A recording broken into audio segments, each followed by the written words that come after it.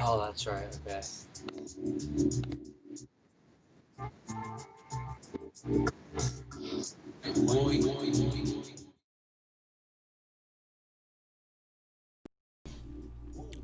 Hello. Hello there. How are you all doing? It is fucking awesome to see chat going crazy before we even get in here. We got a very special guest today. He is a PhD.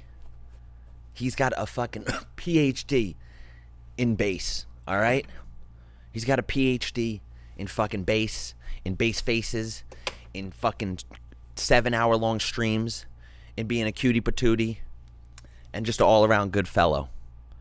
So, you know what? I'm going to eventually get better at doing these intros, but I don't want to keep the man on the other side waiting. So we're going to have him walk out right now. So everybody, make a warm welcome to our beautiful guest, SubDocta.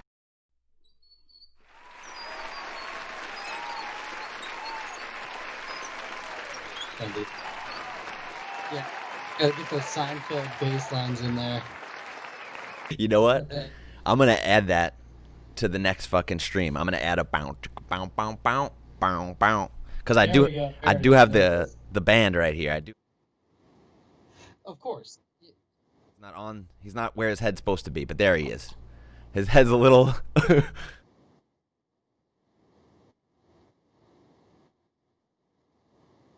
That's true. I've met him a couple times, and I can never figure out if he liked me or not, but I think he did. I think it's safe to say you're a likable fella. You're a nice guy. Yeah, well, ask my ex-girlfriend about that one. I'm sure there's many you sexy man. Breaking hearts, breaking subs, breaking fucking nah. You seem like you're a very technically skilled guy. I think you have a background in front of house stuff, right? And sound engineering. Yeah, just audio engineering in general. Should I get into that? Yeah, man. We I mean, this is we're free ranging right now, so we'd love to hear about where you come from, what your start is.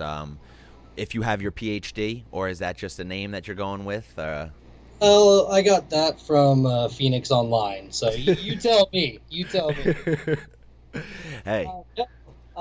Shit. Back in 2009, I was in the dorms. No, I graduated high school in 2009. Went to the dorms, tried the whole college thing, and I was going to be a graphic designer for a snowboard company. That was like my job. I was snowboarding a lot. Like I've been riding for 15 years now. And then my homie worked at a local venue where Zed's Dead was playing. And I asked him, I was like, this was like 2010. 2010. And I was like, hey man, can I what are the odds I can get some tickets? You know, that whole broke college thing. And he was like, well, would you rather work a show? And I was like, well, I mean, I'm pretty, I'm fairly audio inclined. Like, I don't know, technical shit, but I guess so. And the first show I ever worked was Spangle when he did, God, I don't even remember the name of the tour. I didn't even know the music at the time. But, yeah. So what did you do, front of house for him? No, I didn't, was not technically trained at that point. I was just a stagehand. So I did stagehand work for a very long time. I took some audio classes at my school, and then I just decided to drop out and work full-time at this, as much full-time as you can at a local venue, to train to be a sound engineer. And so I started off in monitors, as everybody does, ran monitors for 2 years, and then graduated to front of house, and then graduated to production manager. So I oversaw everything production-wise in the venue and advanced tours and parked buses, all that bullshit. Oh, shit. Then I went on tour with Blue October and fucking quit with them to do this shit. And that's like the quickest spark notes I can give on that. And how long of a period was that? Like what up until from then till now, what kind of timeline is that? The last tour I did with Blue was the UK and Germany in spring of 2017. Wow. And it was after that where I was like, you know what? If I don't give this 100% of my attention, I may regret this for the rest of my life, and so I quit. And we're still good friends, but just had to make that decision. Yeah. And hey, who knows, man? I feel like a band is always going to need a front of house guy, you know? So who Yeah, knows? yeah. We talk a lot, and like, there's been a couple times where I've had shows that line up with theirs, so I'll go see them the day after mine or whatever. Good friends. So I have that. That's my plan B. But in this day and age, even my plan B is not going so well because none of my friends are working. It's fucked up. Dude, it's crazy right now. It is. It's actually might be. I mean, I guess it's always better kind of to be a DJ at this point because you got to carry around one thing. Like you got to fucking you just bring around a USB. It's like compared to the bands that you had to work with and bring 6 other guys front of house and fucking oh man, the driver, all this shit. It's like it's almost. I mean, it's just way better right now to be a DJ and stream and this capability of like all this accessible right to your audience. Direct to consumer. It is, and it's not like we were in a van and a U-Haul trailer. We were on tour buses and we were doing the whole thing because they're a big band. But in this day and age, I mean, it's like this day and age, it's been a fucking hell of a year. But yeah. Nah, for sure. It's I guess even our plan Bs need some rethinking, because maybe we'll be full-time streamers or something. Who knows where this is gonna end up?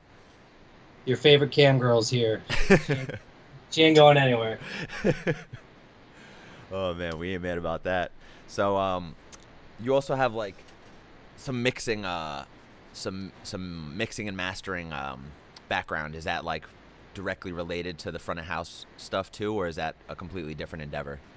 Super different, man. Like I was making music and DJing subsequently to the touring life. That was just my audio engineering was my breadwinner. This is always a side project, and it took me a long time to unlearn a lot of the live sound stuff because it just doesn't translate from the studio to the stage. A lot of live sound engineers can't do studio work and vice versa. So it took me a long time to, just learn differently and change my ways around and that sort of thing. Is it, do you see, is Blue October, forgive me for not knowing, but are they more of like are they heavy? Are they like they're a metal band or what would you call them? No, I'd call them alternative rock. Okay. I mean, if you heard that song Hate Me or Into the Ocean in like the early 2000s, like they were huge at the time, and 6-piece band, very, very talented, very nice. But I had to learn a lot really quick. It was just different going from a 1,200 cap venue where I worked at and lived at, and to a nationally touring band. It was it was a lot. Damn, 6-piece. That's fucking huge, man. That's fun fact, our first show on the first tour I ever went on, maybe it was the second show, was the Royale in Boston. Oh, shit, man. And I'm pretty sure that was our first show, and if it wasn't for the local sound guys there to because I was dealing with so much wireless shit and just stuff that, I mean, I was like 23 years old. I was kind of cocky. I thought I knew my shit because I've been doing it for a while, but no, without those guys, I probably would have been fired that night. So shout out to the Royale.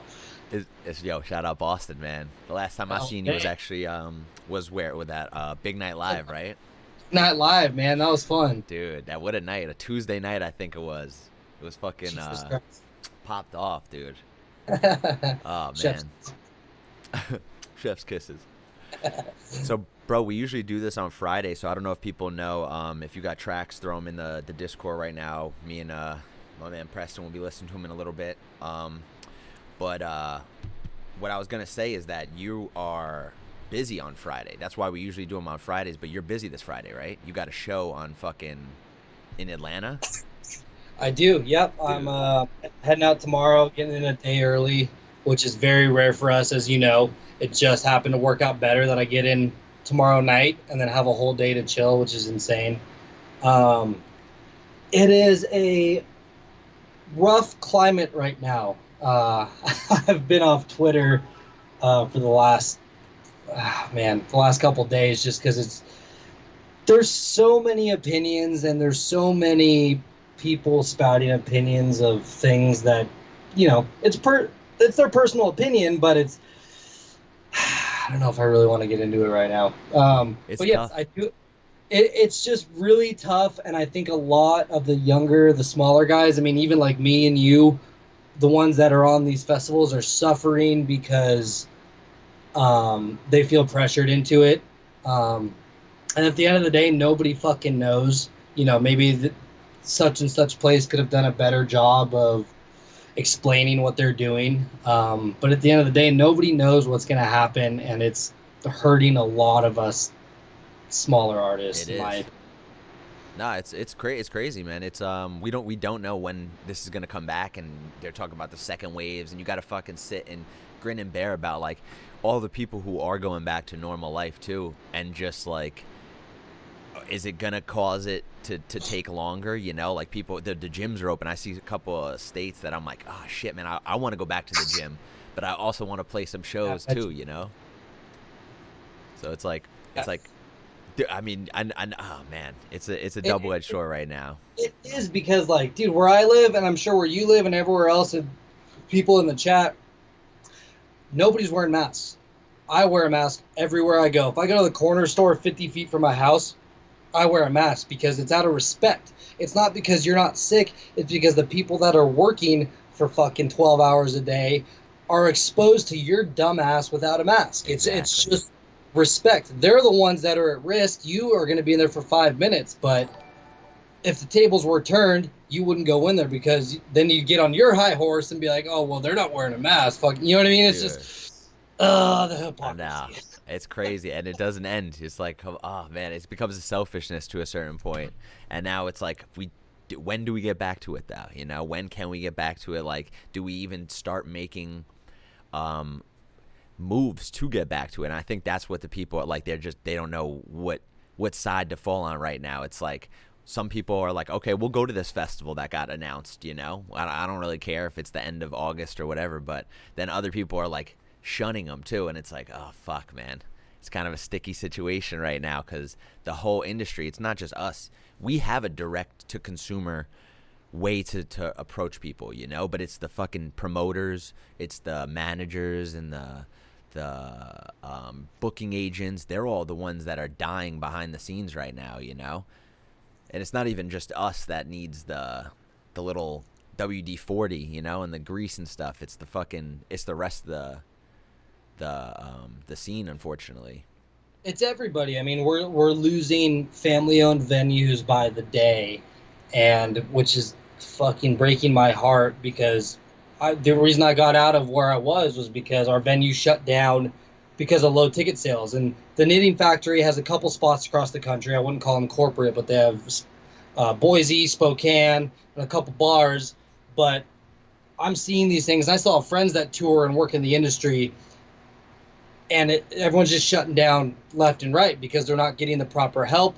Art has been deemed non-essential for whatever reason, Oh shit.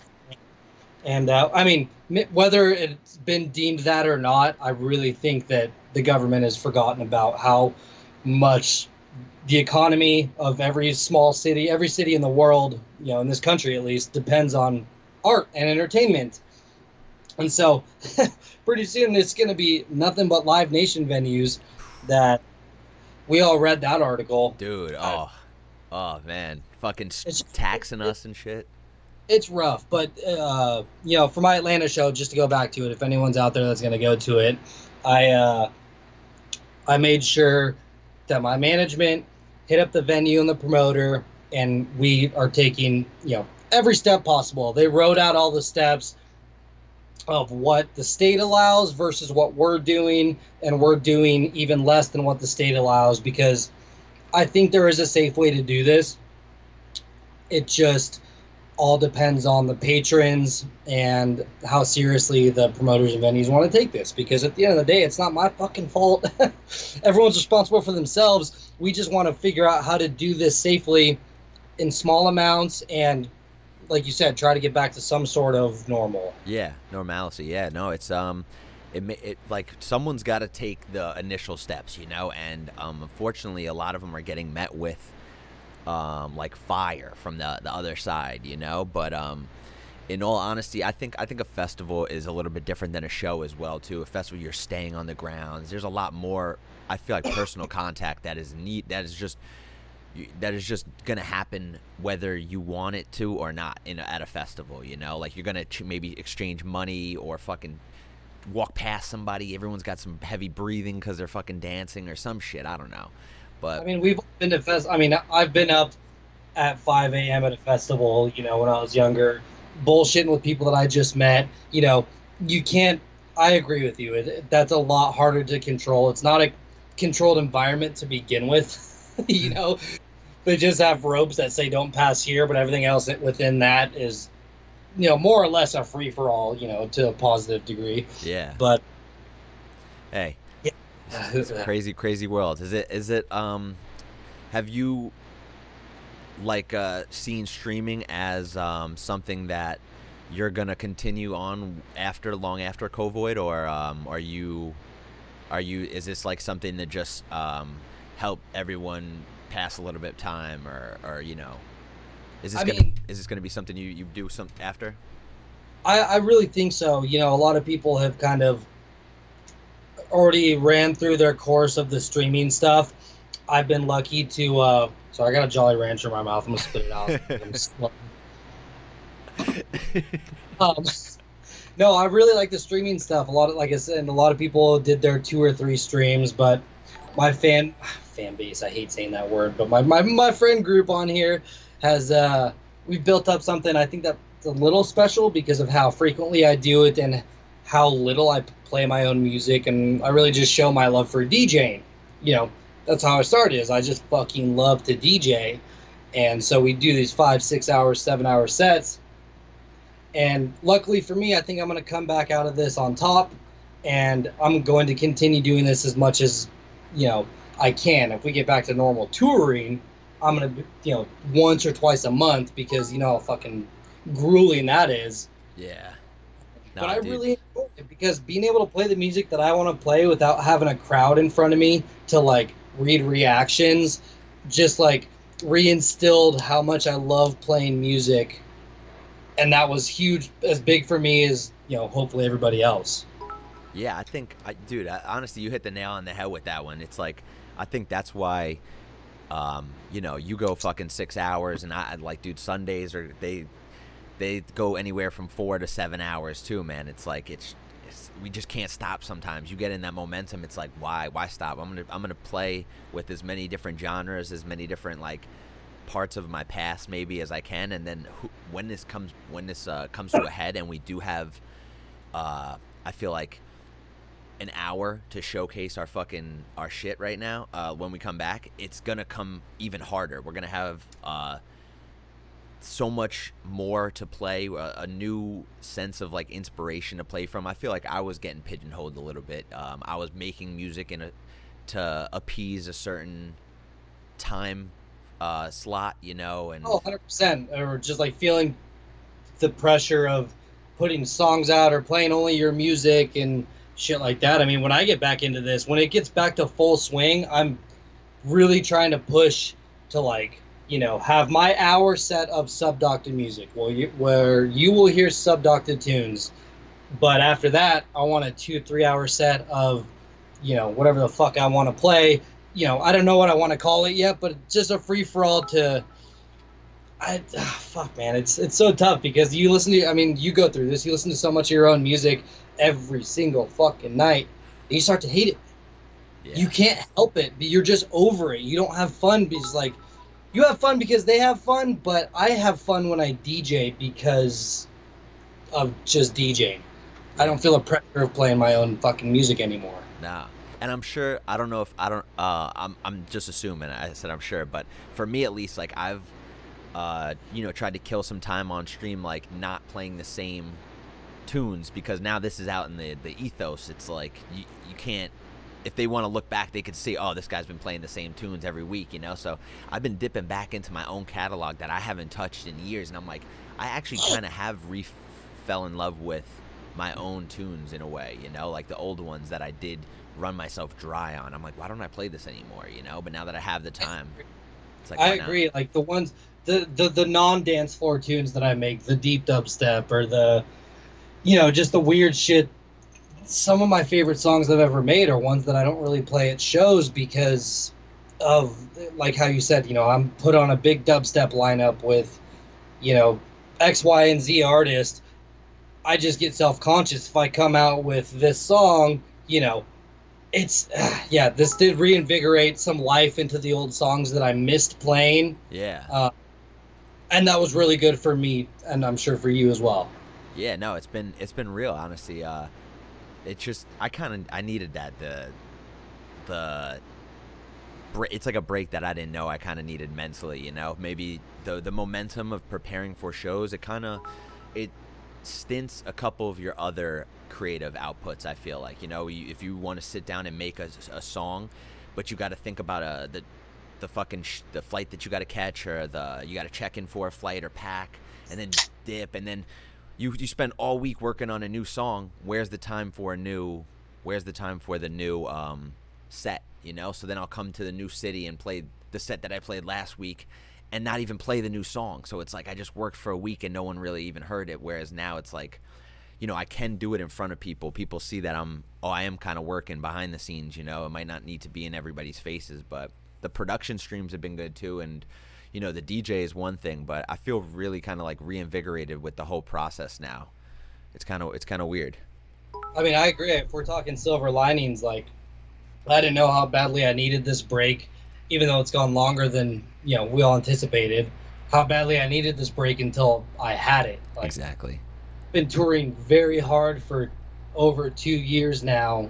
Trying to build your name up and get the recognition and do the shit that you have to do in order to just survive in this scene. Not even make fucking money. Like I'm still barely making my rent. Just getting that level up. And when I did the 2 back-to-back tours from fucking Ganja White Night to Blunts and Blondes, and I only had a month off in between, I love Mike and Devin and those guys to death, but by the time we got cut short on that tour, I was so ready because, they talk about the mental stress and the mental everything of touring, but I just didn't know how bad I needed it. And so coming home and like, fuck, dude, I open Ableton maybe twice a week. I've written maybe 3 or 4 songs in this whole time, but now I can be okay with it because I don't feel the pressure of, oh my God, all my friends are playing all these shows and festivals, or they're doing all these releases. It just gave me a chance to slow down and get back into mountain biking and golfing and all the shit that I used to love to do that I had forgotten about because I was so fucking goal driven on this path of whatever I'm gonna call it. But it's like you got the blinders on, those horse blinders. It's just you're just seeing forward. And I mean, dude, it's good because it's like it's been paying off for you. I think everyone notices that you're an extremely hard worker, whether it be at front of house or fucking mastering, production, and then the touring schedule. I think that was one of the most impressive things that you pulled off last year, because it was one of those things that I kept seeing. Boom, another tour you got on, another tour you got on. It's not just another good show. It was like tours, and those are nightly. Those are on a Tuesday, Wednesday, maybe 1 or 2 days off a week. You're living on a bus, and it's kind of really respectful the way you hold yourself about that too, because a lot of fucking people just complain about everything that goes wrong on the road, which is don't get me wrong, I fall into that too. It's such a bitch checking into the hotels, or late this or whatever, flights missed, or dude, it's public. We're not voicing it about it. It's just like, you just hold it in and fucking deal with it. Yeah. No, dude, you're not on fucking Twitter complaining about airlines or fucking the bus or this and that, dude. And you always come with a giant smile too. So I think people appreciate that kind of energy you bring to this thing. And I don't know if it's having a little, cutting your teeth in the band background and just seeing how hard it is too, and realizing we do have it a little good, But it 100% is. Like, I was on buses, from when I was 23 to 26 with the band, and I learned a lot in that time. And a lot of kids these days that are young and they're touring, and like, I feel for them. I'm kind of happy that I wasn't touring when I was 22, 23 because I would have been a fucking shithead. I know that. I'm about to turn 30 in a couple months, and I have that, you know, that respect. And yeah, I already did my bitching. I don't need to bitch about it now. Like, every part of touring sucks until I get on stage. Like, I'm not the biggest. I like, I don't know how to put it. I don't go out and I don't visit cities. I've been everywhere. I've been every single place in this country 5 times over at least, whether with me or the band. And so when I get somewhere, I'm just tired. I got to make my set. I got to fucking find some food somewhere, whatever. But as soon as I step on stage, the flip switches and it reminds me, it's like, okay, this is all worth it. This is why I'm here. It literally just makes everything disappear. I mean, I'm sure you feel the same way. Everything else fucking doesn't matter as soon as you play your first track. Dude, it's the best drug. It fucking is. It's insane. I mean, we'll fly. I mean, I remember I did the first show I did with you, with fucking Adam. Oh yeah. Middle East downstairs. Who was it? It was Shadow People. Me, you. Digital Ethos. That's right, Charlie. Yeah. And who's the headliner? One-off for me, and I was like, all right, I'm gonna fly for 13 hours, including all my stops and bullshit. Play one set for 1 hour, and then fly home the next day. And it's those moments where you're like, this sucks. And you get on stage, and you're like, oh my god, thank the Lord I got to this point. But you know what I'm saying? Dude, those shows in particular, those ones where it's like, just you could feel the appreciation, like they know 13 hours where we're fucking trekked to be there, and then there's 10,000 hours that weren't seen, and then you're on stage and it's like, places like the Middle East or Resonate or other like Sermon, other promotion companies that have that kind of effect on people where they just know that whoever they're going to put on is a respectable name, and that's what kind of hurts right now is I feel like some of those people are being they're being tested. It's like a test for everybody, It is. They're being tested. A lot of people have kept their mouths closed and just, like you should just let it run its course.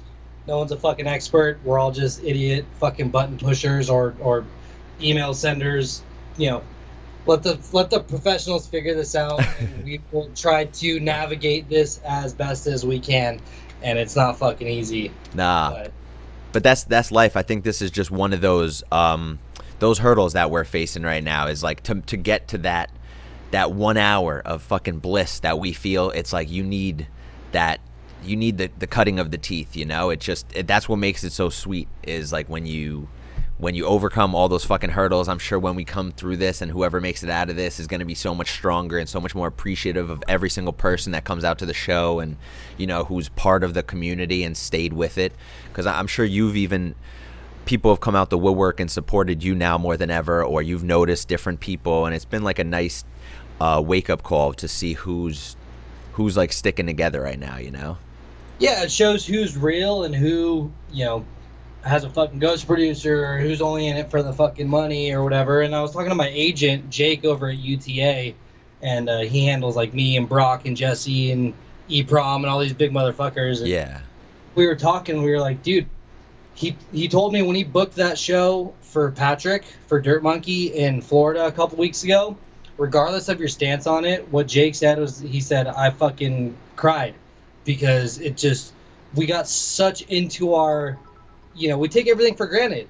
And once we couldn't book shows and play shows and do all this shit, and once he got back to doing what he loves, it brought tears to his eyes. And I think that's the best reminder to all of us of why we do what we do. And, this break in particular, of how fucking hard it's been, but how worth it is. Yeah. Nah, and this is not going to be the first and not going to be the last. I'm sure you've dealt with it wasn't a global pandemic, so we all got knocked down together. I think that's what it is. Even the whole world, not just the country, not just anything. It's like a global thing right now that is knocking us all down, making us reprioritize and kind of make us appreciate what we want. So the people who, have been super silent musically throughout all this, that were the biggest things, I don't think they're going to necessarily be the biggest things anymore, because people might, I mean, at least in a perfect world, perfect situation, people will respect like the effort that others put in, you know, during these times where things weren't just handed. I'm sorry to interrupt. No, you're good. I think so too. It just comes down to, like I said, how bad do you want it? It just leveled the playing field. And exactly at the end of this, like, yeah, there's still going to be people that put out hits, and they're always going to sell tickets, whatever. But I think the fans and our friends and our people are going to really see, like, who the fuck tried their hardest to come out on, not on top, but come out ahead. Yeah.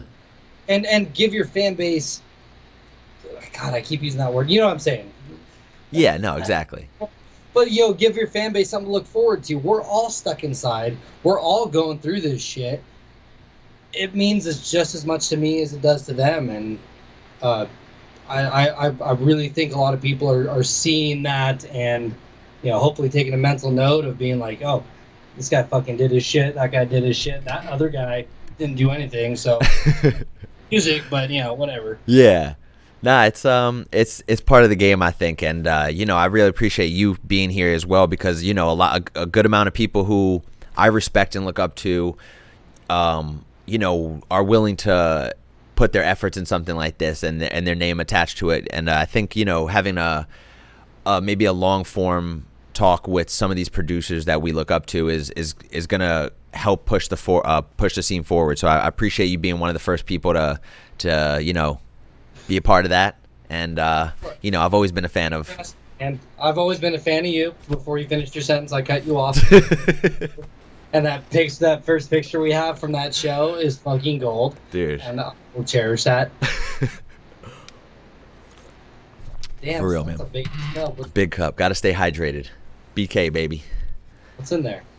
Just water. Just water. Water. Water. Oh man.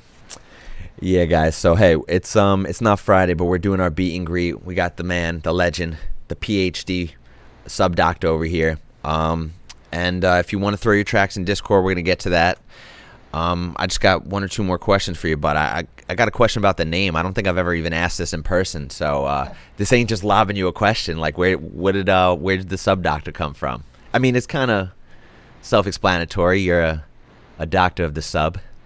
You would think it's self-explanatory, but I've also had people send me pictures that they drew of me on like top of a sub sandwich. Yo, who knows? They're not wrong. There is no wrong way to interpret something. It's just a little off the beaten path. But no, at the same time that I started this project, I started DJing in the dorms basically the same time I started like doing stagehand stuff, and I was literally fixing subwoofers. People would blow them. I was going out with other audio companies and fixing their shit. No way. I was just replacing fucking literal subwoofers. Like, so the literal SubDocta.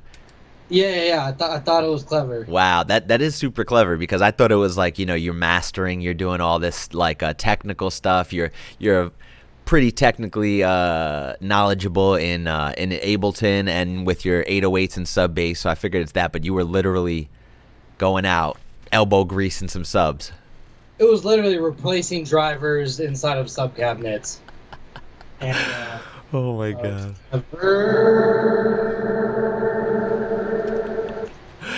This guy over here. Oh my god. Wow. I'm impressed, bro. I'm impressed. Shouldn't be. Anything in particular? Were you like a specialist of European subs or something, or what was it? Are you trying to ask me if I like Function 1 better than anything right now? Maybe you were an engineer for one specific one. Maybe you made your own. Who knows? I'm no Sean Hennessy. I was just working at clubs and replacing drivers and shit like that. But yeah, I don't know. Sounded clever at the time. No, that's dope, man. Well, at least you have a practical use for your name too, because mine. Everyone, they ask me, and I just never have like a real answer. It changes all the time, and it fucking, sometimes I think it's just irony because we're making such dirty beats. But Irony is good, but also I've seen the other side of your dick, and it's got a bright side to it. this guy, ba-dum-bum-ba. Oh my god. Say, a tour with us would not end well. I'll tell you that right now. Well, remember what we talked about? We'll get there. We'll get there. Eventually, once they open these floodgates again, bro. Once they open these floodgates, it's over. We'll see what happens. All right, what else we got? Okay. What about how long you been producing for? So I just hit my 10-year anniversary DJing in actually this year in January. But producing, I dabbled around like most of us, kind of dicked around a little bit, probably like 7 years ago. But seriously, since probably 2014. So I guess that puts us at the 6-year mark. Oh, shit. I mean, I never fucking thought I'd be, touring and doing shows and shit. I just took it seriously to the point of wanting to put out quality stuff and, that whole thing. What about you? Is that me? I would say seriously probably around the same thing. But right after my first electronic show, it was like just get right on it. I think that was 2010, the end of 2010, like December 2010. What show was it? It was a Deadmau5 and Skrillex show. Oh god, Deadmau5 is so fucking good. Dude. And that was before we knew who Skrillex was too. So I think he stole the show for us. And after we heard that, like he was doing Lady Gaga remixes and all, like that was that time. No one heard what dubstep was in over here. I feel like it was just catching on, and he just came and blew everyone's mind. The next day, I just downloaded, I think some shit that was on a web browser, some Flash-based production thing, and then it was all over. I was already way too deep in the dubstep scene, and at first I did not like him. Who, Skrillex? Yeah. Oh shit. Okay. So when did you get into the action? When did you start listening to it then? I started listening in 2008. Oh shit. Okay. The first shit I ever heard was a mix from a local group of mine that forever changed my life. They're called the Bing Bong Twins. They put out a mix of, all the old Banga, Rusco, Scream, all that bullshit. Ooh. And then the Tip Hop album. Really? That's what got you like heavy into it? Yeah, the Tip Hop album by Subtronics. You actually had me scratching my head there. I'm like, oh shit, he released one too? Okay. I know. 2008 Subtronics. Oh man. Yeah, hey. I mean, I grew up like a hardcore punk rocker, like, hardcore anarcho punk, skater punk, and I was such a stubborn piece of shit that once I found my niche of electronic music, anytime I heard something outside of it, I was like, nope. Fuck sucks.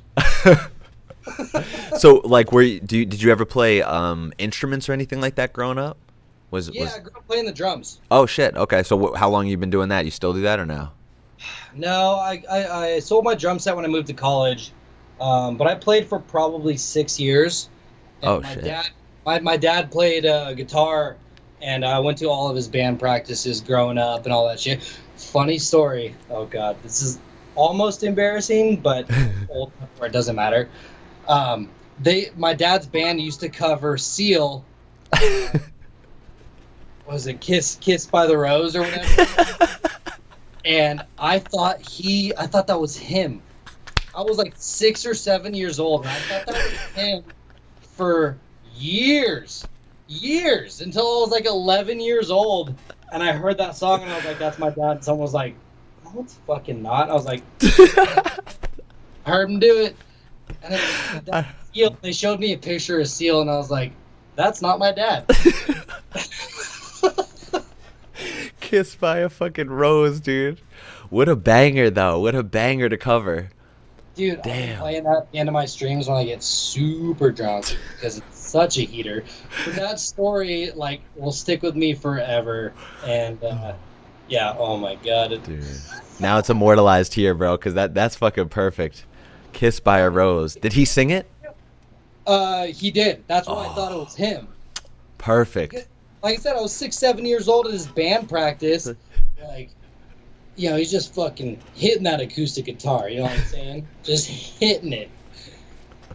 Yo, that's lit, man. All right, so music is in your fucking DNA then. You know, you got fucking you got Seal imprinted in your DNA. Of course, you were born to be SubDocta. I was born in it, molded by it. You merely adopted the music. Oh man. All right. Hey guys. So SubDocta is actually going to be throwing a set down after the show. So we're not going to hold them for too long. If you got tunes, throw them in your Discord. We actually don't have that many tunes right now. So if you got them, it's definitely going to be listened to by our mans right here. If you guys got any questions too, let me know. Say it again. I said that's not saying anything. We're gonna listen to them, but take everything that comes out of my mouth with 3 grains of salt. Hey, well, we've had a couple really good suggestions, a couple really good just like technical inputs, and then there was ones where we just had nothing to say besides just, hey, thank you. So, hey, whatever. It's cool. Whatever you got to say, man. We just appreciate you being here. All right. Yeah, hit me with one on Facebook and let's get all right. Word up. Our first one's actually going to be by General motherfucking Chow. Man's always in here, killing it. I don't know when he has time to make these. His whole name? General Chow? Oh, General Chow. You said General motherfucking Chow. Oh, yeah. Baller shit. It's a long... You can take up a whole festival line with that name. That's kind of cool, honestly. Maybe a side project, you know? What's up, chat? How's everybody doing? You guys get any questions for the big man right here? Just highlight your message. I'll make sure to get to it right now. And thank you everyone for donating bits, donating the subs. Pizza True, thank you for the 4-month. Carl, you've been going crazy over here. Oh yeah, I subscribed to you before we started. Thank you. So feel free to shout me out whenever. Thank you. Everyone go follow. We're gonna fucking. No. Shout me out for following you. I don't give a fuck. Okay. Well, hey, SubDocta with the subscription. Thank you, SubDocta. Oh my God, my heart is fluttering. Well, we should call somebody about that. Palpitations. Oh man. Okay. Yeah, we can see Jasper. Yeah, I got the Jasper emotes too. I got Jasper Oh, do I? I think I need to re-update my sub. The real life Jasper is doing dog stuff. I mean, he just does dog stuff. I don't know. He's a star, man. He's getting ready for the stream. You know? Yeah, or he's fucking chewing something up that he shouldn't be. All right. ID, General Chow. General Chow. Yes, sir.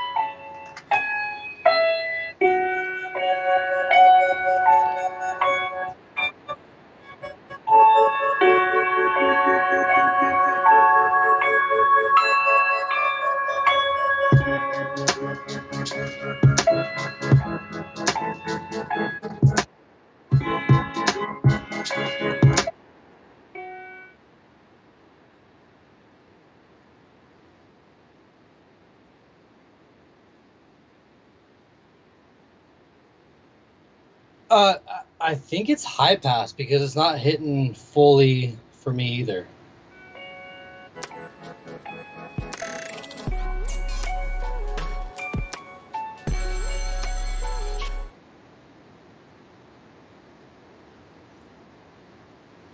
All right, you want to mute up? Oh, shit. All right, so start over. All right, one sec.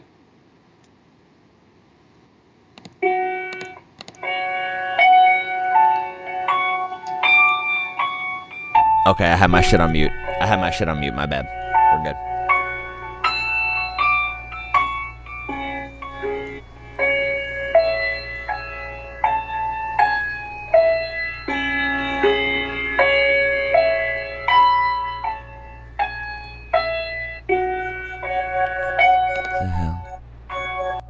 What the hell's going on? Okay.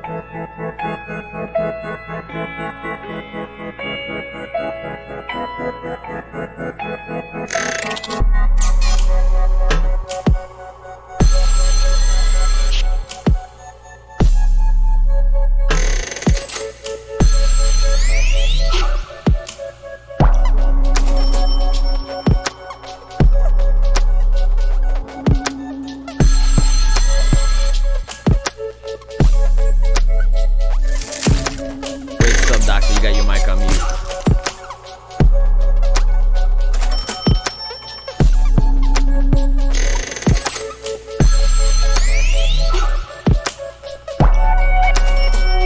Skype mic.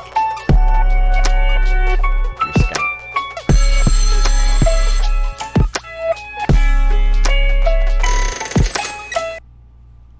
How's that? Check. Oh, wait. Hello? Check. Yeah, we're good now. Oh, you know what? It might have been me. I turned my speaker off so that it didn't go through. It was Definitely me. Jesus. That was really fucking dope. Yeah. No, yo. One thing that I would have liked, just to switch up a little bit, is in that breakdown where it's super slow and melodic, was just change the drum pattern up a little bit. Because it was just a do-cha, do-cha. If it was a do-cha, do-cha, do-do-do-do. You know what I mean? Give it a little more bounce because there's less elements. I think it would drive it a little bit more. I don't know if you're looking for input. I'm sorry. No, yeah, this is he was mentioning how this is an old tune and if he should bring it back. And, I think that's been the case with a couple of these Gen Chow tunes that he sent us. And I think just getting some of that might help reignite that fire to, get it released. I think we've all fucking hit that 90% done with a track. And then you're just like, is this good or is this, am I just hearing, have I heard it too much, 100%. But personally, I think just to switch up the groove a little bit was just throw in a couple more kicks, swing them hats out a little bit, and then that song's a fucking heater, dude. Fuck yeah. Yeah, I love the vibe of it, especially knowing that it's so fucking old too, man. Like, dude, much props, Gen Chow. Dude, you got so much of this old stuff you keep rehashing to us, and I think that's awesome, man. I think that's fucking awesome. Thank you for sending that to specifically for SubDocta too. He said I think he would have liked that one. He got the perfect song for you. So he mentioned that. Say it again. I fucking did like it. Hey, you heard him. Gen Chow, man. He's got a lot of diversity in his style too. So if you like what you hear, guys, go make sure to follow him. I think he linked it in the chat above. Yes, he did.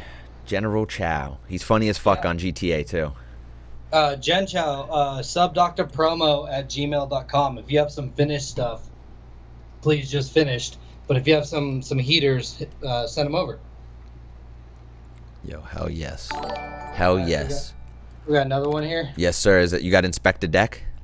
Yeah. Carl, thank you. Darlin Sugary, thank you. Thank you, guys.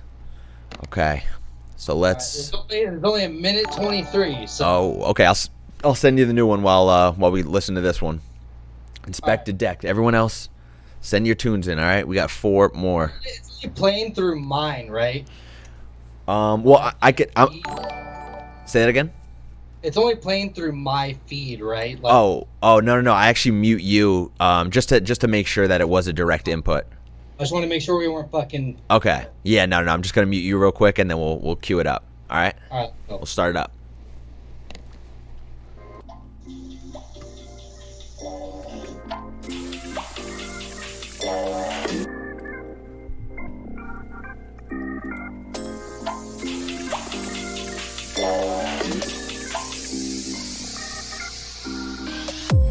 Thanks a lot, you idiot.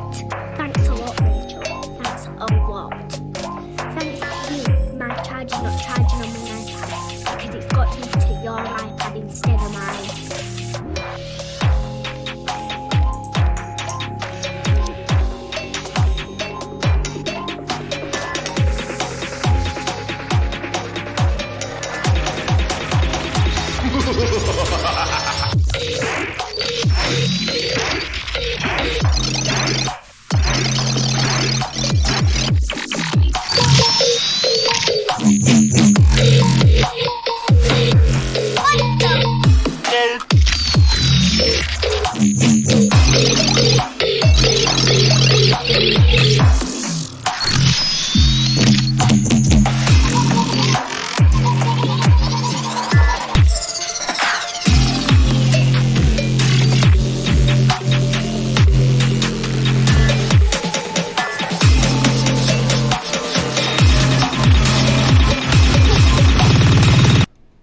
Jesus, dude, left us right off.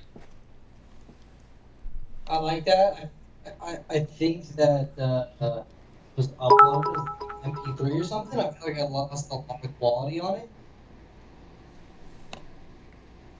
Did you?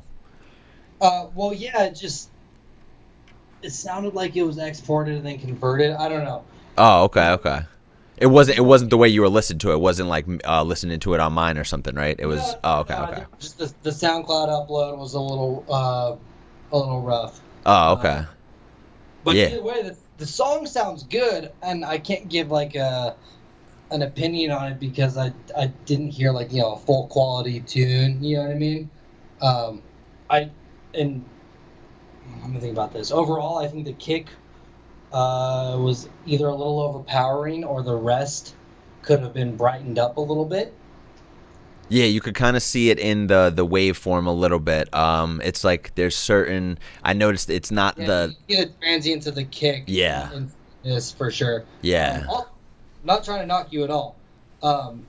Even if Ghost Gate 223, even if there is hella layers, just remember to work one at a time. And if you're a new producer, strip back some of those layers. I guarantee you don't need as many sounds as you think you do. That's the number one. That's one of the top mistakes we all make coming up is like it doesn't sound full enough, and you just add shit to add shit. Yeah, I find myself doing that, and then I wind up getting. Oh, that's what I want. I find up wind up doing a lot of subtractive production at the end of the day, and I feel like that's counterintuitive too. You want to have less is more. Though, because I do that too. Like I'll add shit, and then at the end I'll listen very quietly, and you mute something, and if I can't hear it, I don't fucking need it.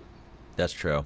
Yeah. You know what I mean? So absolutely. It's whatever's comfortable for you, but I definitely have a tendency of adding shit that I don't need. Yeah. And pulling it out. Yeah, exactly. Most of the time it's that case too. Like I'll work on something, overwork it, and then at the end of the day I'll take it out and it sounds way better with just like an 808 there. Just a fucking sub bass or something, But right. Yeah, it says it was uploaded 53 minutes ago, so it looks like you were just trying to get something up there, man. And Ghost Gate, you've given us some heat in the past, man. So yeah, that's cool, man. I appreciate that. Like you have more balls than I do. Like and my tracks for a live critique with a couple of fucking tattooed idiots. Oh man, just blue balling us too. That's what he did. That second drop. That's a good trick. That's what you do. Can you carry them for 2 minutes while I go pee real quick? Oh, absolutely. Yeah, man. Go do you. It'll give us a second to say, yeah, if you got any more tracks, get them in there. Yeah, where in New Jersey you're from, bro? It says Inspector Beck from New Jersey. So shout out the Northeast. We got some great fucking producers over here. And if you got a track or two you want to throw up here, let's get fucking or a question for SubDocta too, or a question. You know, we've been going for an hour. We only have 2 tree tracks here. Oh, actually, it's a good amount. It's a good amount. Okay, we got 1, 2, 3, 4 more. And yeah, let me know about any questions you guys have for the man, because seems like he's pretty eager to answer them, and he's a good guy, good fella. Let's take a hydration check. Let's just thank everybody for the gifted subs, for the bits, for just being here for something new. You know, thank you, Bright. I'm gonna try to keep doing this twice a week. Whether it be a track submission twice, I don't know. I don't know if that's the best thing we could do, but maybe it'll just be a podcast on Friday, or maybe we'll just do the track submissions on Friday. But man's had a show, so we figured why not do it now. Carl, thank you. Go Skate, thank you for the track. Mad Live Science, thank you. Appreciate y'all for being in here. Let's you know what? You know what time it is. You know what fucking time it is. It's been an hour. We've been in here an hour. It's time for the smoke box. It's time for the smoke box, ladies and gentlemen. Okay.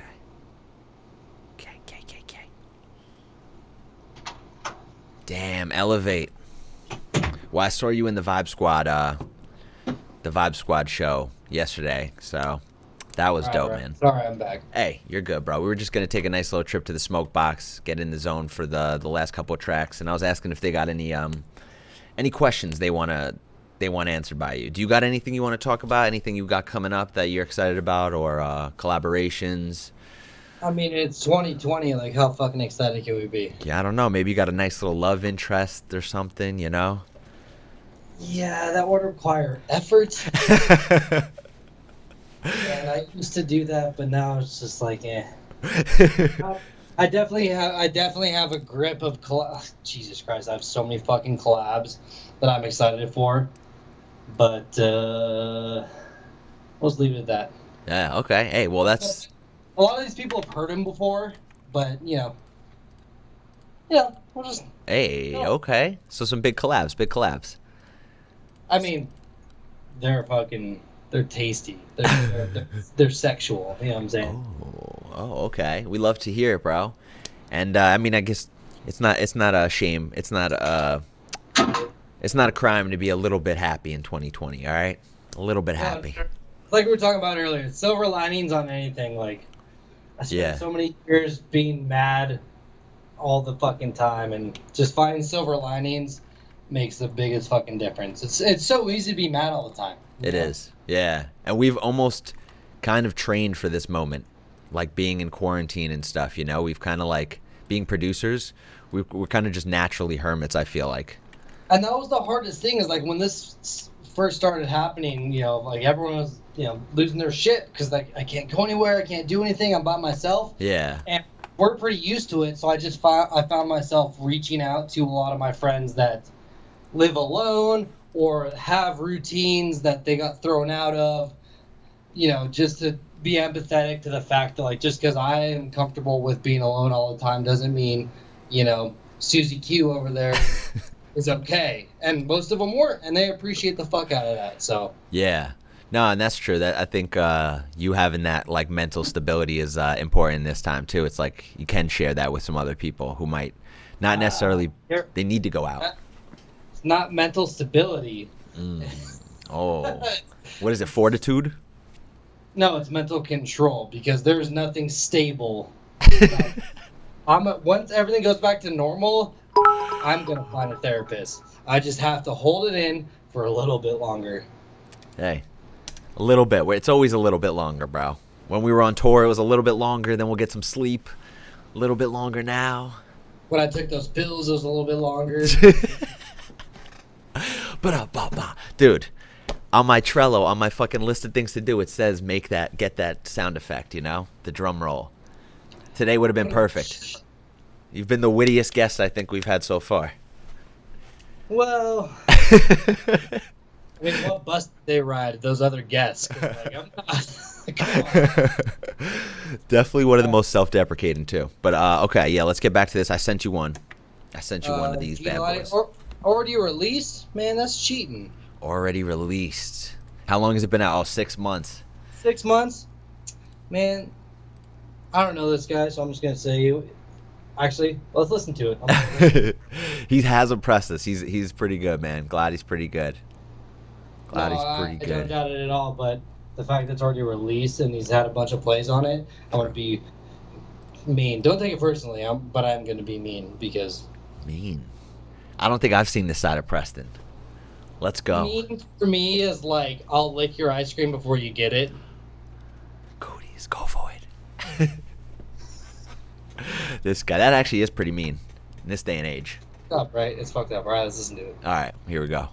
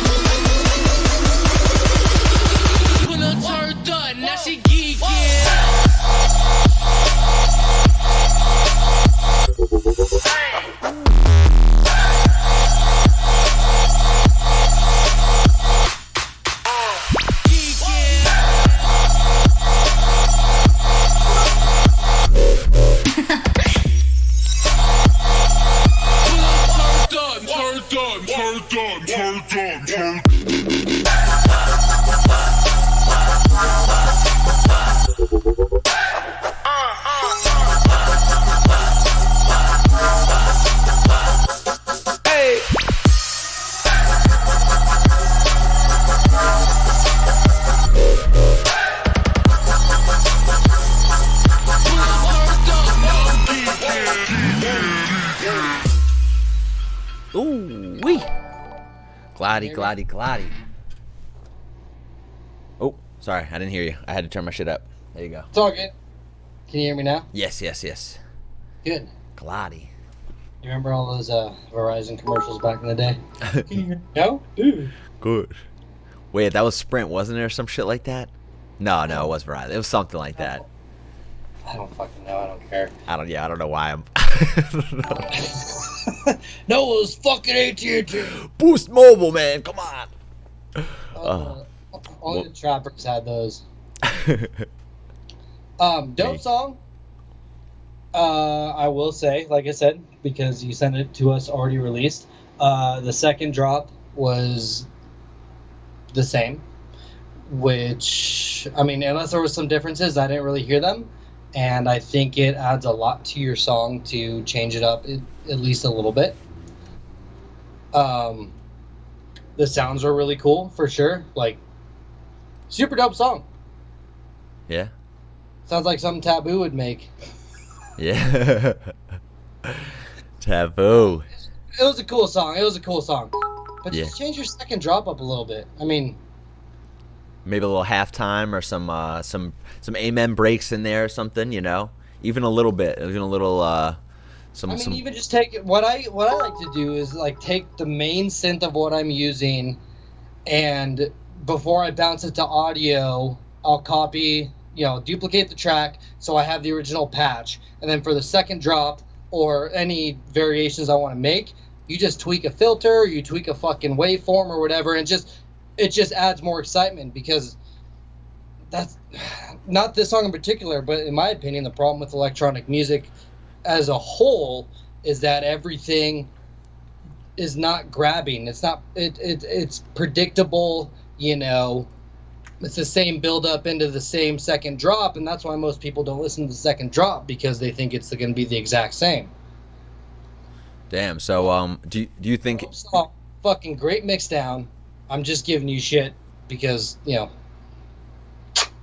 Hey, no, it's I'm sure it would have been kind of the same, like if he would have sent us the track and it was unreleased, if it was the same exact, not to say it was, but if it was a control copy fucking exact replica of it, I'm sure that would be the same advice, maybe just switch up a couple things in the second drop, just fucking break it would be. kick I know drums. I said I was going to be a dick, but I'm naturally not a dick. I was just saying that to make him sweat a little bit.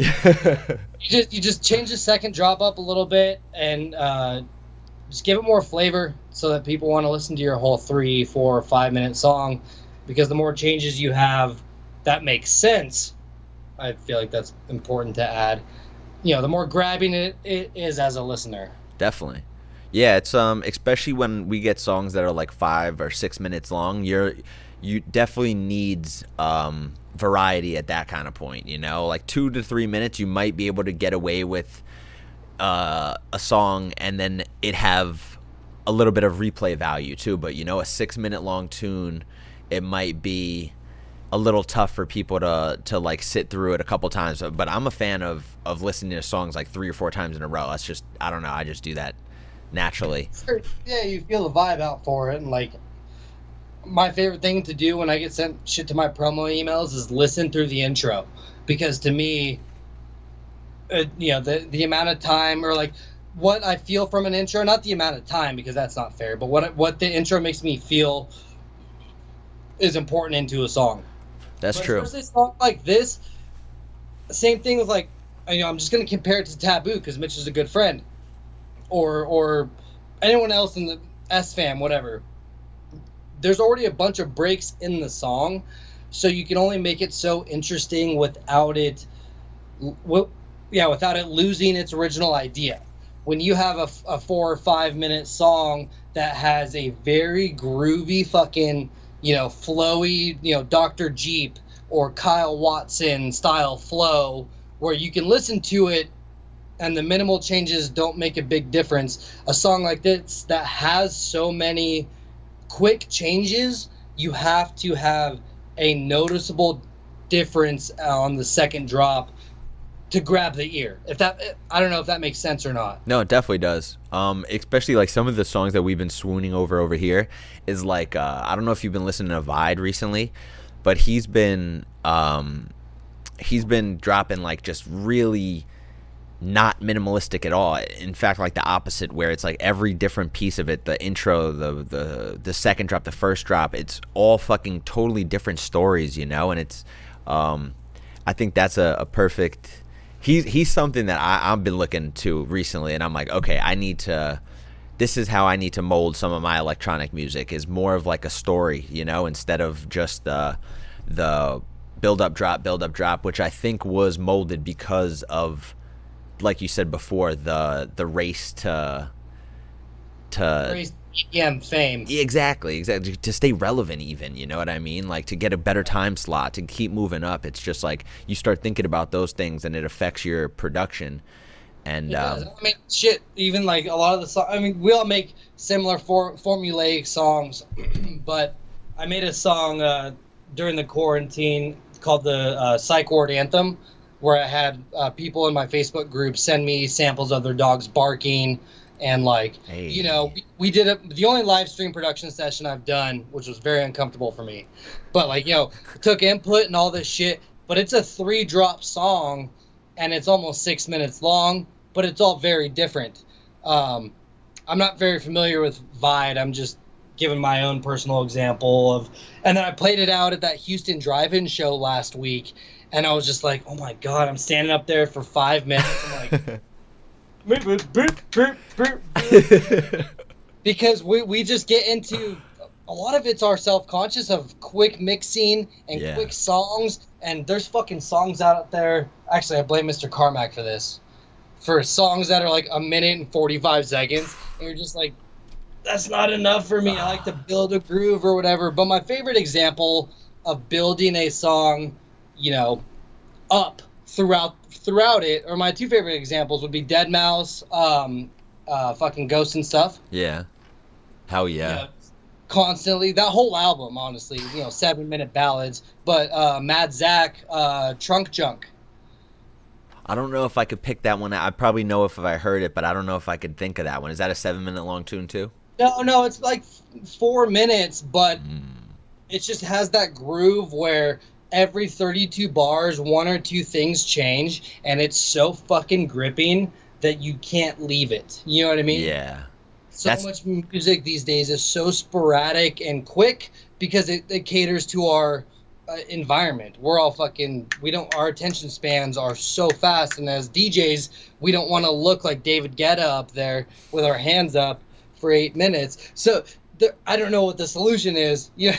Yeah. No, you're right though. You're right. Like, it's that dude. Honestly, if you haven't heard Vide, I think you should check him out. Last week we just listened to a tune, and I'll link it to you, just privately too, dude. The song goes on so many different levels, man, and it's just. I think I follow him on Twitter, but I've seen a lot of people talk about him. All My Electric Hawk fam and all those people. Oh yeah.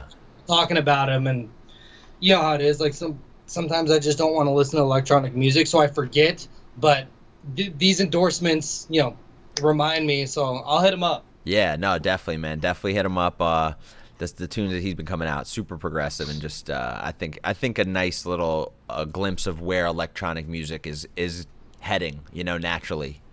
It's like all encompassing, you know. All the kids that are gonna put us out of jobs. Exactly, dude. And that's why we do this feedback. There's like people with 100 fucking followers. I'm like, dude, it's over for me. It's over. So, like, my boy, do you know Fly bass music out of LA? No. First law with Saka, and anyways, homie of mine, he sent me some tunes before the fucking Ganja tour, and now we're like 3 tunes in, I think, collabing. But it's just the same thing. It's like, guys, you get to this level, and I didn't understand when I was a younger DJ of how busy producers are when you're a full-time producer.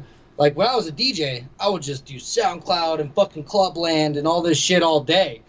And, like, someone, you know, I'd go up to somebody and be like, well, you haven't heard of them? But now it's just, I get it. We're so busy, and also I don't listen to electronic music very often because I don't want to be not inspired, but subconsciously, you know, pushed into a direction by what I listen to. Absolutely. Because that's how you sound like Disciple. Yeah. Or whatever. Or rhythm or anything, you know, like anything just that's following a trend. But I think you're doing a good job of taking a little bit of inspiration and then still moving forward with it, you know.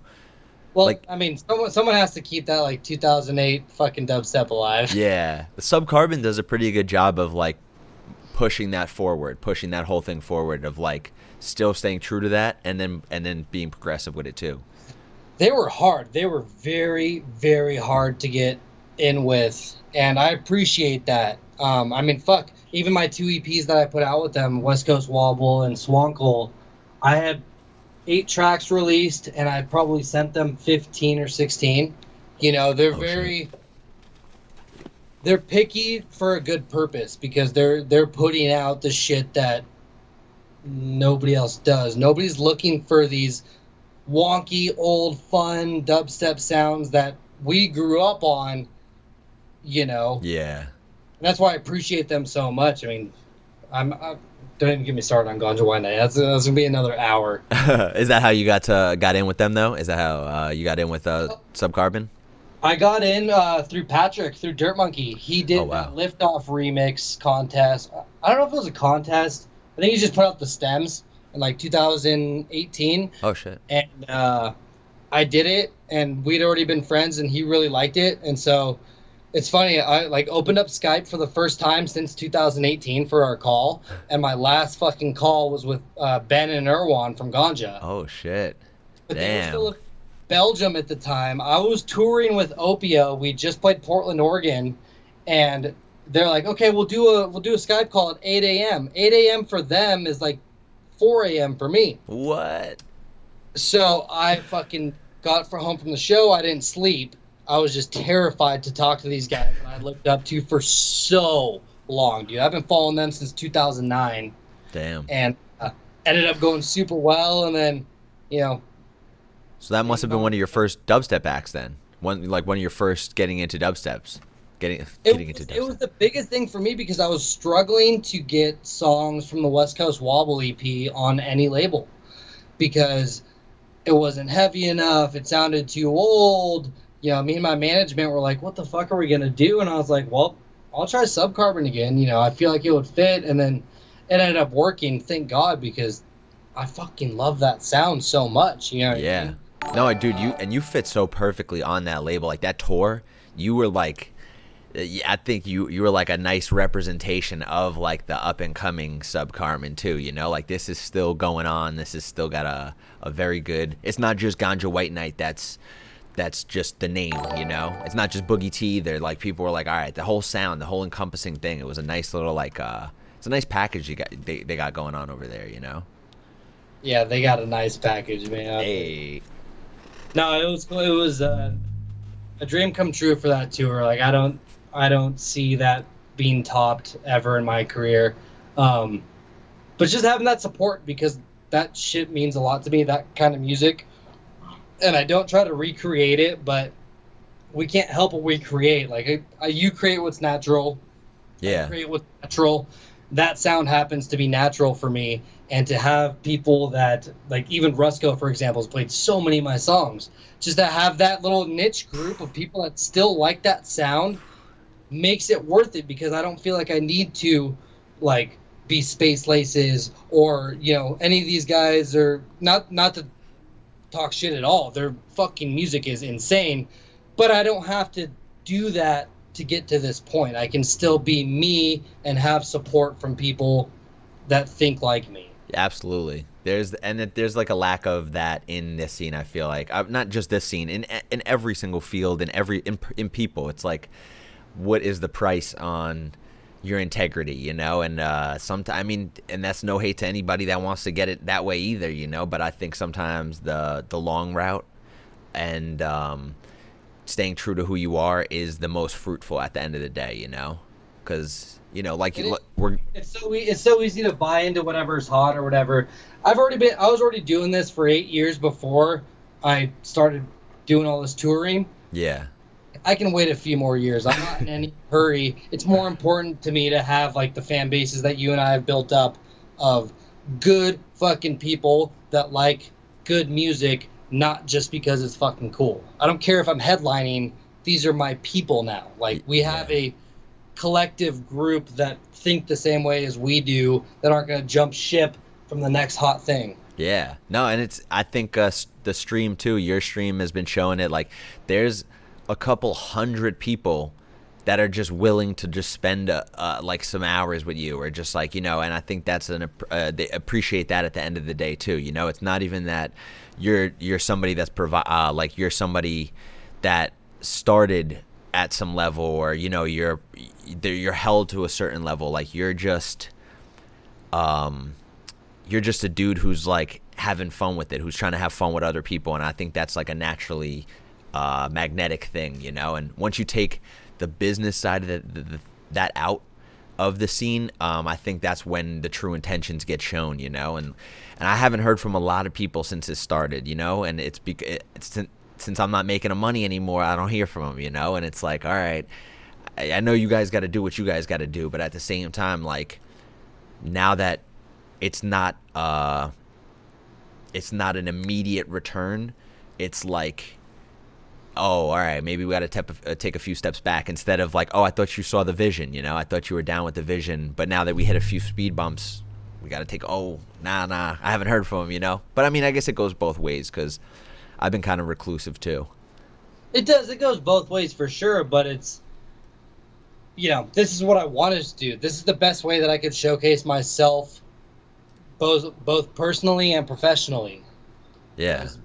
You know, having this downtime and showing all these kids, like, this is what I love to do. And even though I'm not playing my songs right now, like, you know, I've been living off of Twitch for 4 months. I haven't received any unemployment because my state has fucking dropped the ball.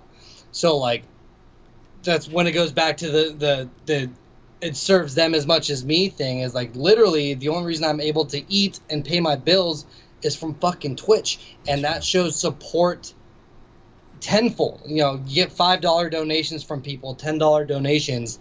That's not through the promoter and the ticketing agency and my agency and blah, blah, blah. It is person to person, and it's heartfelt and it's real. And that's why I'm not hooking on 4th Street right now. Damn, no, that's real shit. It's been, you know, I guess it's not even just one way at this point. It's like, it's 100% two ways. Seeing the amount of people that are willing to back you in a time that you say, dude, I'm not going to be able to eat without this, and then look at the return, look at the response to that kind of shit. It's like, I have the same type of people in here, man, like the same names, you know, and it's just like, this is going to go way longer than the pandemic, and it's going to go way farther than just Twitch too, you know. It's pretty dope what I think this has caused, you know, a little bit more of a phase, mom. It's mom. It's not. I'm gonna be a streamer, ma. Yeah, exactly. All right, man. So yeah, do you want to answer that one question about Jen Chow sent you about maybe how you get your music out there, and then we'll listen to the last 2 songs? Yeah, I gotta scroll up to it. Okay, word. I'm pretty sure the gist of it was... Oh, I got it. Okay, you got it? Okay. I have a good question. Once an artist has music released, what should we do to promote ourselves and find an area to get looks and some interest, blogs, promo? Should we pay to get reposts? What are your thoughts about this? That is honestly such a good question, you know, because, like, you and I both being self-made artists, you know, without, like, a huge amount of help. I definitely got help along the way, but I don't know. I don't know how to answer it. It's loaded. I think it's a recurring question too. I think we ask that with a lot of people, you know. So it's like, it's good to get the personal. If you're independent artist and you're releasing music, I would focus on straying your focus from SoundCloud. Obviously, upload it and get it to your people. If you can get a part of Repost Network or whatever it is, it doesn't fucking hurt. I did that and it helped, you know, a little bit, but focus on Spotify and focus on consistency.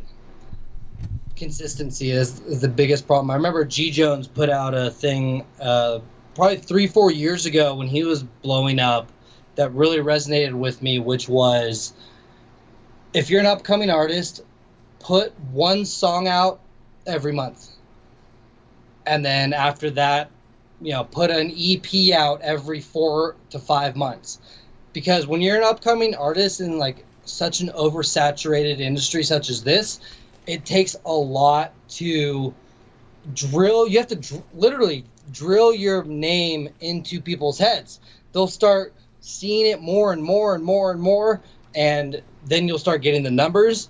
And then if a label doesn't want to pick you up, fuck that label. If you have good music, send it to Bass Rush, which is absolutely crushing the weird bass game or whatever the fuck everyone's calling it now. But don't rely on the two people from a record label AR to dictate whether your music is good or not. You have to be confident in your music, but you have to be consistent with it, and you have to make friends with bigger artists. Like Patrick changed my fucking life. Dirt Monkey, you get a couple bigger artists that can pitch them to their management or whatever. That's the biggest thing. Be involved. Be a real friend. Don't be a fucking leech trying to get your shitty splice sample song played. I mean, it's really important. If you believe in your fucking music and your project, pass it out to your friends. Pass it out to your DJ friends. Like, you'll get there. I mean, you'll get there. We're all still trying to get there. I don't know what get there means, but we're trying, and I mean, I hope that helps. Yeah, no, that dude, that's amazing advice. That's like very to the point. A lot of people don't want to say things like that, dude, repost network, it doesn't hurt. I've fucking done that too, and it's not even the biggest thing too, especially the ones that are just available to the public. Like you'll maybe get it heard, but the most and more plays. You might get a couple more plays from reposting some random's track, and they repost yours. But the most important thing is just exposing new people to your music. So like, if it has to be one-on-one and like you really sell somebody on your music, then that one person is better than 10 nameless, faceless that never come back type of people. So it's not even like about the views, the concurrent views at that time. It's about like the steady, I feel like, fan base that you build too. Like I don't know if it was the Grateful Dead's manager or something that said something that if you have 100 dedicated loyal fans, then you'll be good. You know what I mean? If they, not saying that monetarily is the end all be all, but if they buy everything, if they stream everything, if they, if you have just 100 people that are loyal to and are involved in everything that you put out, then you'll be good. So it's not even about quantity, it's about quality, and I think that will lead to quantity too. But I'm sorry for stealing that away from you, dude, because you hit it on the head. And the other thing is, like, check your ego, because if you're in the beat scene, or like I came out of the deep dubstep scene, and it is brutal. Like, all these guys will shit on you for doing repost networks or fucking, whatever, because that's what they want to do. I don't know what the fuck their deal is. Don't feel shame for trying to promote yourself. The hardest thing about this game is trying to do it, but do it genuinely. I'm not shoving my shit down people's throats. I'm hitting up my friends and being like, hey, do you like this? Boom, they played it at a show. You know what I mean? Yeah. And it's like find one that's bigger than you, so that you can bigger, you know what I mean? The bigger numbers wise, whatever, to like give you real advice. And you have to take the things that are presented to you. Do you want to make money while also doing your art? There's ways to do it. You don't have to sell your soul to the fucking devil like Charlie Daniels or whatever, you know what I mean? You don't have to fucking stay in the underground and be cool to all the SoundCloud kids that make $300 a month and live with their mom. There is a way to do it while also being genuine, and a lot of people have. Yeah, and it's like, it says, how do you become friends with bigger artists? And it's like, I think that just naturally happens when you're passionate about something, and you guys, you'll cross paths. Like, maybe a couple things, like I believe I hit up SubDocta, or even my manager was like trying to fucking plant seeds at that time. That was Adam and Will, so at the time they were booking shows, and like, maybe you said SubDocta. Who are you talking about? Wait, I was talking about you.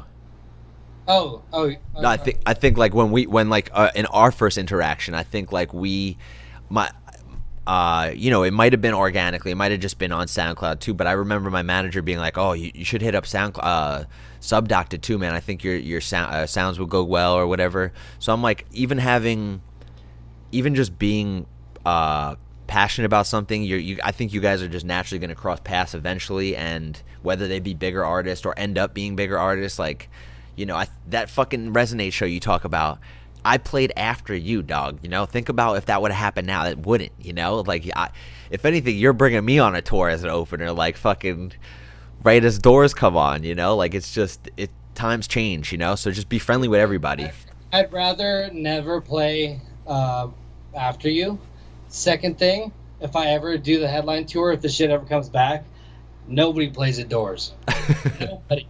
Which is my favorite thing about the Ganja tours. They never made me play at doors, but nice. Yeah, sorry to interrupt, but let's get through a couple more tracks. Yeah, we'll raid you. Yes, sir. We got fucking 3 more. I think I sent you Elevates. And once again, man, we really appreciate all the love and fucking kind words and good advice too. Yeah. All right. So I got Love 8, Sunset Hustle. Yes, sir.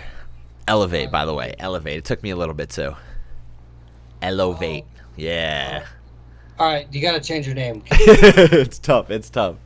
Or you got to have like fanatical spelling or something, you know, up here or some shit.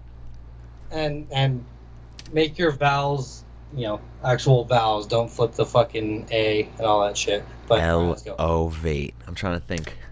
Now it makes sense to me. Now I got to put myself in the perspective of someone else. Yeah, but most people are dumb. I know. That's true. Oh, there is Elevate. Okay, here we go. We're going to start it up.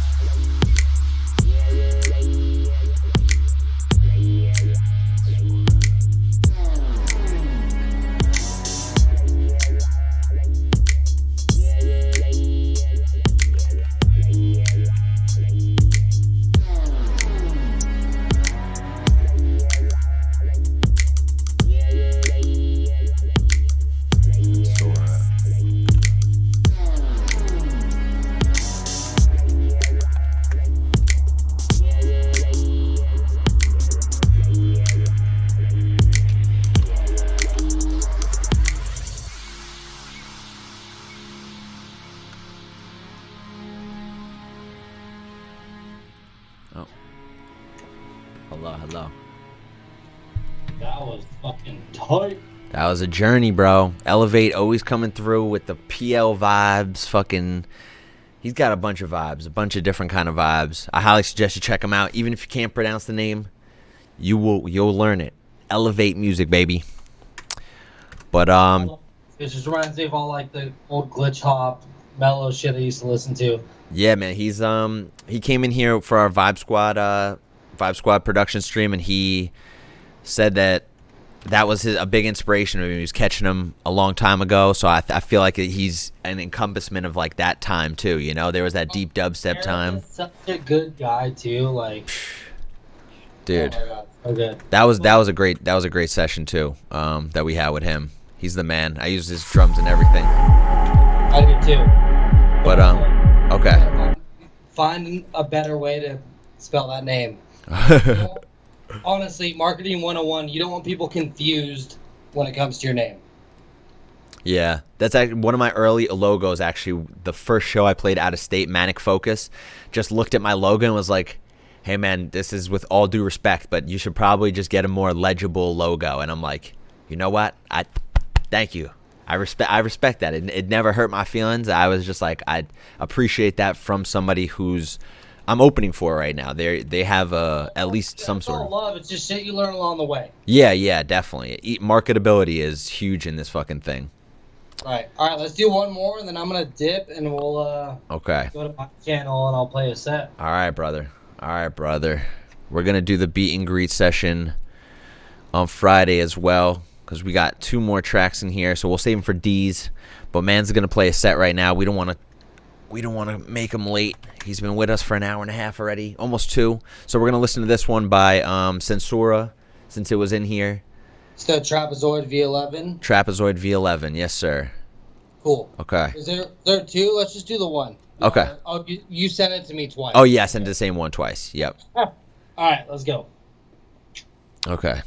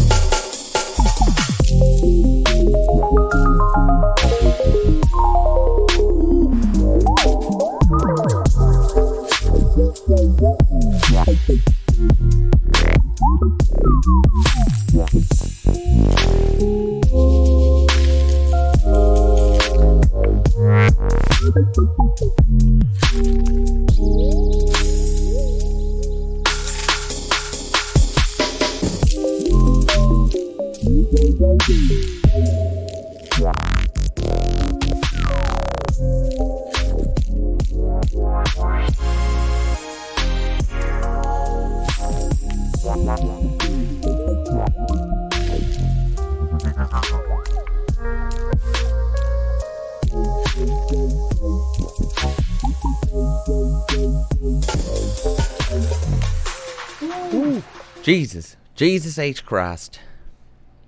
Jesus H. Christ, that was great. Fuck, man. So yeah, man. I know I don't know if you're on timer or what. You started your shit. Oh. Yo. Holy shit, that was so tight. That was amazing. That was a journey. Dude. Yeah, don't change anything. Yeah. Dude, right from the horse's mouth. I think that's straight from the horse's mouth. Is that what they say? I think. Do I look like a fucking horse?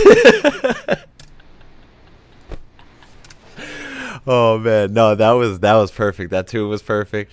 Jesus, man. It was. And yeah, if you make any heavier shit, not heavier, but like if you make any other, dance floor shit, please send it to me, subdoctapromo@gmail.com. And I want to get that over to Charles the First, Censura. So hit me up on fucking Instagram or some shit. I'll introduce you guys. I don't know if you're friends or not. I'm sorry, but. Nah, well, yeah, that sounds awesome, man. That was right up that vibe. Fucking twinkly and then dirty bass, and we love that shit more than anything. So I appreciate that, Censura. What a pleasure to hear that tune, man. You got to follow from me. Yeah, for sure. Yeah, dude, let's wrap this up. I'm gonna take. Let's hit a little raid on the channel. I'm gonna do a 10-minute intermission for everybody. Okay. All right. So shit, it's been 2 hours. Been 2 hours. An hour, but that shit goes quick. Yeah, it does. It does go quick. We had some good questions. I think we bantered some pretty good some bantering.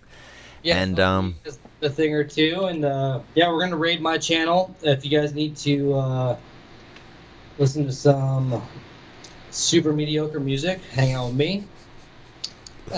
That's what we're gonna do, yo. So are you live right now? I'm going to go live, and then yeah. Okay. I'm gonna put on a mix for 10 minutes, and then yeah, get back in here in about 10. So if you hit that raid and everyone does their thing, we should be good to go, man. Yeah, definitely. As long as you're live, we're good to raid. I'll fucking say, I don't know if you needed to go set up or anything, but I'll say we can say our goodbyes. I'll say my goodbye, and we'll raid your channel ASAP, bro.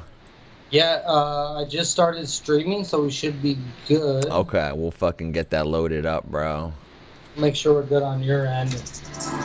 But yeah, dude, thanks for having me on here, man. This was super fun. Dude, yeah, my pleasure. Usually so shitty because they're over email. I have to type out a bunch of bullshit. No, not this one. We're in a virtual studio, baby. Look at you. I love this shit. Got that FaceTime. Okay, actually, let me just make sure, because you're not coming up on SubDocta. Maybe I just need to launch my stream. Do you have? Are you allowed? Are you allowing raids or something? Did you turn that off by any chance? Nope. Okay. Okay. Sometimes it takes a second to kick in. I'm gonna unhost you. That could be it. SubDocta. Twitch. Is it just SubDocta? Or is there any movement? No, it's just at SubDocta. It shows live on my other computer. Okay. Videos. Okay, now I'm getting live. There we go. Cool. There we go. All right. Well, Eric, thank you so much, man. I appreciate the fuck out of you. Wait, what the fuck? It's not coming up. Hold on, before we dip. I just want to make sure it's good. Yeah, dude, it's not coming up.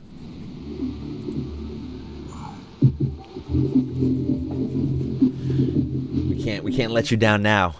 No, it's all good. I'm gonna turn off. Boom, boom.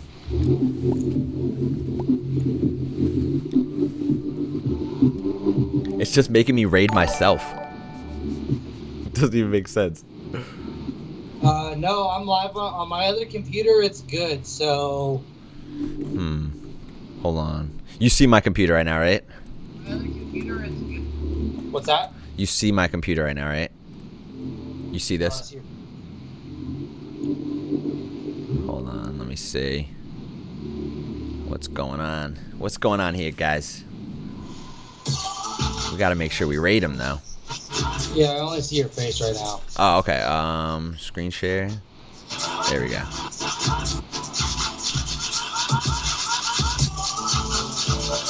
Yeah, look. You see? I'm typing in. If you just go into SubDocta and then, or your chat and then raid SubDocta, right? Can you do that? /raid. If you go into your chat on your channel, you hit raid space. Oh shit. Okay. I didn't even know you could do that. There we go. Bing bang boom. All right. Yeah. All right. We're ready to raid. All right, my guy. Well, thank you so much. We'll see you over there. Appreciate you, man. I'm gonna take 10 minutes. I'll be back in a sec. All right, brother. All right. Thank you again, man. All right. Peace, brother. Okay, guys. We're raiding. Thank God. Let's get the late night band going. And I just want to thank SubDocta one more time. Thank you all for the bits. Thank you all for everything. You guys fucking rule. Dead ass. It was amazing. It was an amazing show. SubDocta's the man. We're going to do the same thing on Friday. So if you got tunes, throw them in the Discord. Maybe we'll just hang out. Do the same thing again. But, hey. I appreciate you guys. Thanks for hanging with us. Thanks for the tunes. Thanks for being awesome, everybody. Where's the band? Here's the band.